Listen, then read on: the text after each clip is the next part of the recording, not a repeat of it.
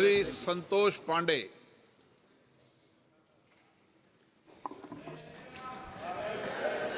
सम्माननीय अध्यक्ष महोदय, मैं आपके प्रति कृतज्ञ हूँ। आपने मुझे आज कीमती समय बोलने के लिए अवसर प्रदान किया। मैं सबसे पहले अपने छत्तीसगढ़ के और उन राजनांदगांव क्षेत्र के समस्त जनता का, मतदाता का भी आभार प्रदर्शन करता हूँ और आप सबके वरिष्ठों के प्रति मैं कृतज्ञ हूँ। आप सबको हृदय से शुभकामना। महोदय, अभी कल से जब से शुरू हुआ, रात को 12 बजे तक जो चला, जिस प्रकार से अभी अखिलेश जी बोल रहे थे, और कल जब शुरुआत हुई तो नेता प्रतिपक्ष राहुल गांधी जी ने जिस प्रकार की बातें की, आज जब अखिलेश जी ने एक शेरो शायरी से और गज़ल की पंक्तियों से शुरुआत की, तो मैं भी ये बता दूं कि अखिलेश जी, जरा सा कुदरत ने क्या नवाजा, जरा सा कुदरत ने क्या नवाजा, आके बैठे हो फलसफे में, तुम्हारा लहजा बता रहा है तुम्हारी दौलत नहीं है। और जितने भी यहाँ बहुत लोग बैठे हैं, ये सब उसी प्रकार की बात कर रहे हैं। आदरणीय अध्यक्ष महोदय, मैं बताना चाहूँगा, माननीय नेता प्रतिपक्ष कल राहुल गांधी जी बार बार भगवान शंकर का फोटो दिखा रहे थे। वो भगवान भोलेनाथ है, भगवान शंकर है, ये आपकी फितरत में है। आपने छत्तीसगढ़ में, मैं नाम नहीं लूंगा, आपके पूर्व मुख्यमंत्री का जो निपटा दिए छत्तीसगढ़ को, और वो आकर के लोकसभा में भी निपट गए। वो महादेव जी के नाम से सट्टा चला रहे थे, जिसे छत्तीसगढ़ की जनता ने निपटा दिया। आपको ध्यान होगा, 6000 करोड़ से ऊपर का सट्टा, जिसका संचालन आपके पूर्व मुख्यमंत्री ने किया। भगवान शंकर को ऐसे आसानी से ना ले और बात बात में चित्र दिखाने की कोशिश ना करें। राहुल गांधी जी, आपने जो शुरुआत की है, आपने जो जिस प्रकार से हिंदुत्व को लेकर के, हिंदू को लेकर के और भारतीय जनता पार्टी के लोगों को जो आपने जो हिंसक कहा है, मैं आपसे कुछ प्रश्न पूछना चाहता हूं और मैं माननीय अध्यक्ष महोदय जी के सामने इस सदन में रखना चाहता हूं। क्या हिंदू हिंसक हो रहा है? भाजपा हिंसा की बात करती है। इस हिंदुस्तान के अंदर हिंसा कौन फैला रहा है? कितना हिंसक हिंदू समाज हुआ है, कितना हिंसक ये तथाकथित शांतिप्रिय समाज है, ये पूरा भारत जानता है। क्या कर्नाटक में प्रवीण नेतारू की हत्या हिंदू समाज की भीड़ ने की थी? क्या राजस्थान के अंदर वो कन्हैयालाल टेलर की हत्या गला रेत करके क्या हिंदू समाज ने की थी? क्या हिंदू समाज है जो अलग अलग जगह पर हंगामा खड़ा कर रहा है? जिस तरीके से घटनाएं पूरे हिंदुस्तान के अंदर हो रही है। राहुल गांधी जी, आपने जो सवाल किया है, जम्मू कश्मीर में बम विस्फोट करने वाला किस समाज का है? जम्मू कश्मीर में हमला करने वाले वो किस समाज से आते हैं? समाज के अंदर चिल्ला चिल्ला करके ये फिलिस्तीन की जिंदाबाद के नारा लगाने वाले ये किस समाज के हैं?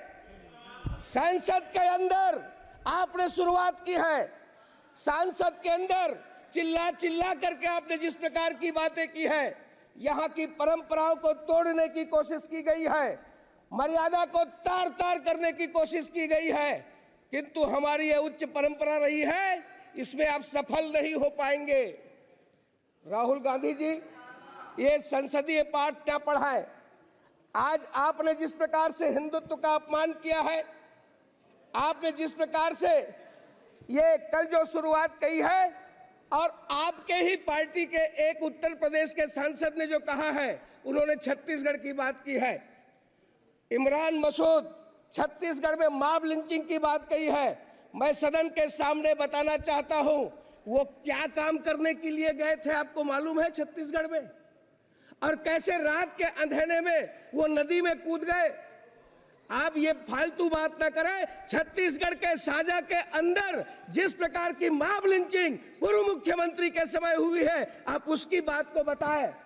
मैं आज सदन को बताना चाहता हूं कि जब हिंदुत्व की बात होती है, तब अटल जी की वो पंक्तियां याद आती है, हिंदू तन मन हिंदू जीवन, रग रग हिंदू मेरा परिचय। मैं आदि पुरुष निर्भयता का वरदान लिए आया, भू पर पै पी कर सब मरते आए, मैं अमर हुआ तो विष पीकर।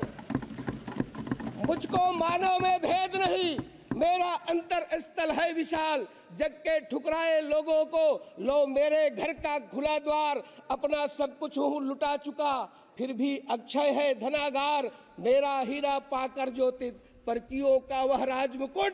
यदि इन चरणों पर झुक जाए कल वह किरीट तो क्या विस्मय। हिंदू तन मन हिंदू जीवन, रग रग हिंदू मेरा परिचय। यानी ये हिंदू हिंदुस्तान का परिचय है।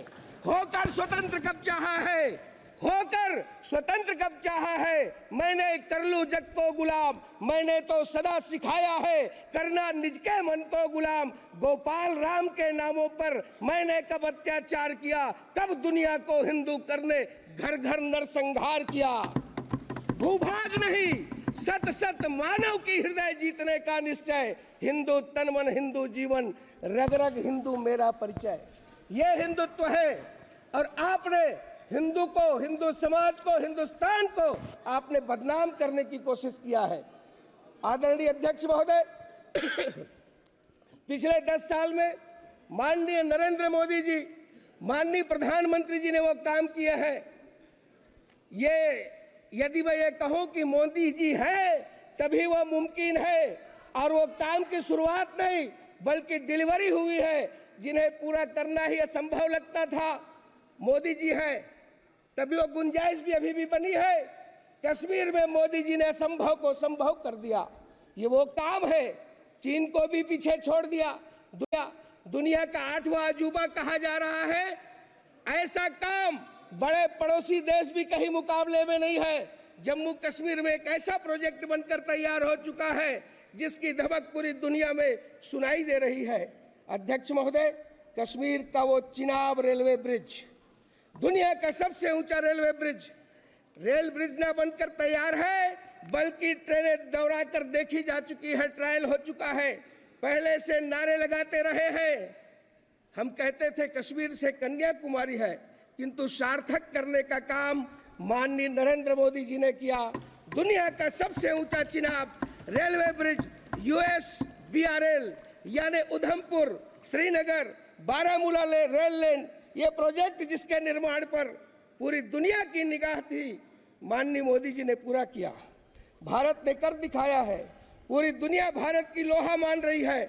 अध्यक्ष महोदय, नदी की सतह से स्कूल की ऊंचाई 359 मीटर है। पुल एफिल टावर से भी 35 मीटर ऊंचा है। जहां लोग फोटो खिंचाने जाते हैं और बड़ा नाम लेते हैं, उससे भी 35 मीटर ऊंचा है। हमारे देश के कुतुब मीनार से ये 5 गुना है। माननीय अध्यक्ष महोदय, मोदी जी ने हर मुश्किल को संभव किया है।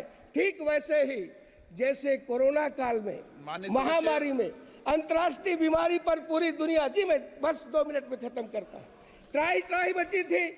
विदेश के लोग कहते थे कि भारत में इतनी बड़ी आबादी है, क्या होगा। किंतु इस कोरोना के तूफान से भी राष्ट्र की कश्ती को सुरक्षित बाहर निकालने का काम यदि किसी ने किया तो वह है इस देश के प्रधानमंत्री नरेंद्र मोदी जी। कोविशील्ड, कोवैक्सीन का निर्माण ही नहीं कराया, संसाधन मुहैया कराए, लैब के वैज्ञानिकों को प्रोत्साहित देते रहे। देश में 300 करोड़ से अधिक डोज लोगों को वैक्सीन मुहैया कराया। इतना ही नहीं, दुनिया के देशों को भी सब प्रकार की उन्होंने सुविधाएं दी। इस पीरियड में आत्मनिर्भर भारत के मंत्र को नहीं छोड़ा। अध्यक्ष महोदय, उस तरफ बैठने वाले नहीं चाहते, ये चाहते ही नहीं थे ये वैक्सीन भारत में निर्मित हो। अरे ये तो फाइजर की वकालत कर रहे थे, विदेशी कंपनियों की वकालत कर रहे थे। सेंट्रल विस्टा का भी ये निर्माण नहीं चाहते थे, ये GST का कलेक्शन नहीं चाहते थे। ये डर्टी पॉलिटिक्स इनके रक्त में है। माननीय प्रधानमंत्री जी हार नहीं मानने वालों में से हैं। उन्होंने गतिरोधों को दूर किया। नए ऑक्सीजन प्लांट, मुफ्त में टीकाकरण, ऑक्सीजन रेल ने ताकत दी, नए वेंटिलेटर का निर्माण, नए हॉस्पिटल का निर्माण, देश में कोविड टेस्टिंग सेंटर एक हुआ करता था, हजारों कोविड सेंटर स्थापित किए, पीपीई किट नहीं बनता था, आज हम लार्जेस्ट प्रोड्यूसर हुए, ऑक्सीजन एक्सप्रेस चलाए, कॉरिडोर बनाया गया, एयरपोर्ट ने टैंकर लिफ्ट किए, क्रायोजेनिक से लाने की बात की गई और इसमें पीएम केयर फंड की बहुत महत्वपूर्ण भूमिका रही।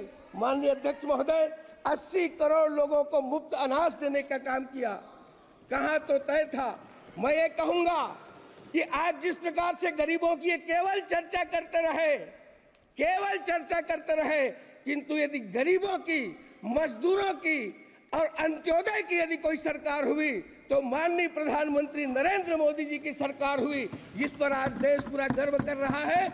आपने मुझे अवसर दिया, इतना ही कहते हुए, चाहे रक्षा के क्षेत्र में हो, चाहे शिक्षा के क्षेत्र में हो, चाहे पेयजल के क्षेत्र में हो, राष्ट्र की सर्वांगीण उन्नति के लिए यदि कोई काम किया तो माननीय मोदी जी ने किया है। मैं राष्ट्रपति जी के उस अभिभाषण पर धन्यवाद रखते हुए अपनी बात समाप्त करता हूं।